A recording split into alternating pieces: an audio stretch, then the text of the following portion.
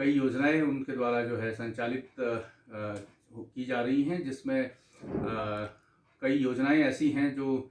70 करोड़ 75 करोड़ से ऊपर की योजनाएं हैं। आइए उनसे जानते हैं कि किस तरीके से उन्होंने पेयजल की समस्या से अपने क्षेत्र में निदान दिया। विधायक जी, स्वागत है आपका। बहुत धन्यवाद कैलाश भाई।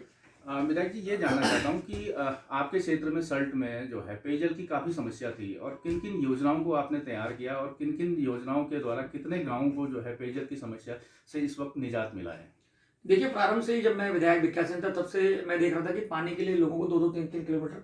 4-4 किलोमीटर तक दूर पैदल जाना पड़ता था और सर पर पानी उठा के लाना पड़ता था। तो प्रारंभ से ही मैंने, चाहे नेथला देवी पेयजल योजना, क्योंकि मैं प्रारंभ में विधायक भिक्यासेन रहा, तो नेथला देवी पेयजल योजना हो या रामगंगा चमड़खान पेयजल योजना, जो आज रानीखेत और दराट विधानसभा में आती है, उन पर भी काम किया था। और अपने सल्ट विधानसभा में, जो अभी प्रेजेंट में सल्ट विधानसभा की योजना है, उसमें मानीला बरकिंडा पेयजल योजना, लगभग इससे 150 गाँव में पानी जा रहा है। 36 करोड़ की पेयजल योजना थी और ये योजना पूरी तरह से तैयार हो गई है और इससे गांव-गांव में पानी लोगों को उपलब्ध हो रहा है। इसके साथ ही शशिकाल कोटेश्वर पेयजल योजना, जो भी वर्षों पुरानी योजना थी और काफ़ी लंबे समय से लंबित पड़ी हुई थी। 2013 में जब मैं सल्ट का 12 में विधायक बना, तो 2013 में ही इसके लिए पैसा मैंने स्वीकृत कराया और आज ये योजना भी लगभग 60 गाँव में लोगों को पानी उपलब्ध करा रही है। इसके साथ ही तल्ला सल्ट में घसीडूंगा गुजरकोट पेयजल योजना थी, जो भी वर्षों से, मुझे लगता है जब से उत्तराखंड राज्य बना था उससे पहले से इसकी मांग थी, और लगभग 190 गाँव में ये पेयजल योजना का पानी जाना था और करीब 35 करोड़ की ये योजना थी। तो माननीय मुख्यमंत्री जी को 2017 में सल्ट शहीद दिवस के अवसर पर मैंने बुलाया और इस योजना की स्वीकृति कराई, और मुझे बहुत खुशी है कि इसके लिए पूरा 35 करोड़ रुपये स्वीकृत हो गया और अभी 50% इस योजना पर काम भी पूर्ण हो चुका है और 50% रहा है, और मुझे लगता है कि तय समय में इस पर योजना पर काम पूरा होकर ये लगभग 190 गाँव में पानी ये भी जाएगा। इसके साथ ही मैं देख रहा था कि मेरे क्षेत्र में वर्षों पुरानी जो योजनाएं थी उन पर कभी उनका जीर्णोद्धार नहीं हुआ था, उनका पुनर्गठन नहीं हुआ था। तो ऐसी तिमली चचरोटी पेयजल योजना थी, ऐसी मंगरूखाल पंपिंग पेयजल योजना थी, इसके लिए भी मैंने माननीय मुख्यमंत्री से घोषणा कराई है और मुझे लगता था कि पिछले साल इसका पैसा भी मिल जाता, लेकिन हमारे देश के श्रद्धेय मुख्य प्रधानमंत्री जी नरेंद्र मोदी जी ने हर घर जल हर घर नल एक नया मिशन चलाया। तो इसमें क्योंकि हर घर में नल लगना है, तो हर घर से आधार कार्ड लेके उसकी फ़ोटो लेना थोड़ा लंबा काम है, तो ये योजनाओं में थोड़ा सा समय लग रहा है, लेकिन मुझे पूरी उम्मीद है कि इस वर्ष इनका भी पैसा मिलकर ये सब गाँव में जाएगी। इस तरह देघाट क्षेत्र में देघाट क्षेत्र के गाँव को जोड़ने के लिए 4 करोड़ की पेयजल योजना मैंने कराई है। जनघाट पेयजल योजना है जो इंटीग्रेट क्षेत्र में लाल नगरी वाले क्षेत्र को जोड़ने के लिए। तो लगभग मेरी विधानसभा के हर गाँव में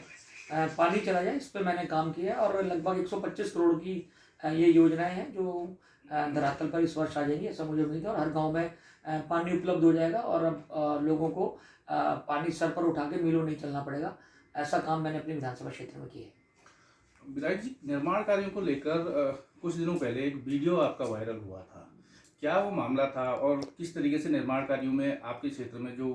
देखने को मिला कि आपने उनको जो है ठेकेदार को कहा था कि भाई ये निर्माण कार्य गलत है, उसको दोबारा से करिए, क्या पूरा मामला था? देखिए, मेरे क्षेत्र में मैं बहुत खुशी के साथ आपको ये जानकारी भी उपलब्ध करा रहा हूँ कि लगभग 40 से ज़्यादा प्रधानमंत्री ग्राम सड़क योजना की सड़कों पर काम प्रारंभ हुआ है और हम लोग विशेष तौर पर सड़क का काम हो जाए और हर गांव में सड़क पहुंच जाए, इस पर ही जोर देते हैं और लगातार योजनाएं यहाँ से स्वीकृत कराकर, वन भूमि की स्वीकृति कराकर वो काम धरातल पर हो, इस पर प्रयास कर रहे थे।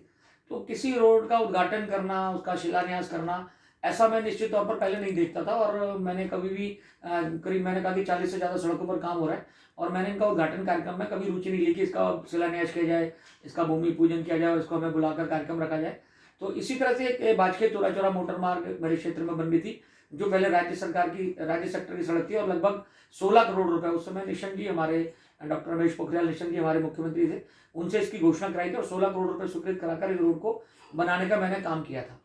क्योंकि राज्य सरकार की सड़क थी, इसका डामरीकरण के लिए उस समय पैसा उपलब्ध नहीं था, तो इसे प्रधानमंत्री ग्राम सड़क योजना में मैंने स्वीकृत कराया और लगभग 8 करोड़ रुपए इसमें स्वीकृत हुआ और इसका टेंडर लगकर किसी ठेकेदार को इसका काम मुझे लगता है कि अवार्ड कर दिया गया था। काम प्रधानमंत्री ग्राम सड़क योजना में बहुत अधिक था, तो इसलिए काम एनपीसीसी को दे दिया गया और मुझे पता ही नहीं लगा कि कब इस काम को प्रारंभ कर दिया गया ठेकेदार के द्वारा, क्योंकि आप अच्छी तरह से जानते हैं कि इस बीच में लॉकडाउन रहा। माननीय मुख्यमंत्री ने हम सभी विधायकों को निर्देशित किया था कि हम लोग क्षेत्र भ्रमण में नहीं जाएंगे, लगातार अपने फ़ोन को 24 घंटा खुला रखकर लोगों की समस्याओं का निदान फ़ोन से करेंगे और अधिकारियों को फ़ोन पर ही समस्याओं का निदान करने के लिए निर्देशित करेंगे। तो इस कारण हम लोगों ने कभी ये शिलान्यास और उद्घाटन कार्यक्रम में हिस्सेदारी रखी भी नहीं थी, तो मुझे पता भी नहीं था कि कब इसका ठेकेदार ने काम प्रारंभ कर दिया था। जानकारी में है कि ये फरवरी में जब हम लोग विधानसभा में थे उस समय इसका कार्यक्रम उन्होंने शुरू कर दिया था। एक दिन मैंने वीडियो देखा कि जनप्रतिनिधि की मिली भगत करके और ठेकेदार घटिया काम कर रहा है और जनप्रतिनिधियों की इसमें मिली भगत है, सांठ-गांठ करके सरकार के पैसे को लूटा जा रहा है। ऐसा एक वीडियो किसी ने वायरल किया तो मेरी जानकारी में भी आया, तो मुझे बहुत गुस्सा आया और मैंने वहाँ क्षेत्र के जब प्रधान लोगों से, वहाँ के जिला पंचायत, क्षेत्र पंचायत से इस बारे में जानना चाहा तो उन्होंने कहा कि हमने जाकर जब ये काम प्रारंभ हुआ तो ठेकेदार को कहा कि ये मौसम ठीक नहीं है, इस पर काम प्रारंभ नहीं कीजिए, और उन्होंने जिद करा कि नहीं मैं तो काम करूँगा।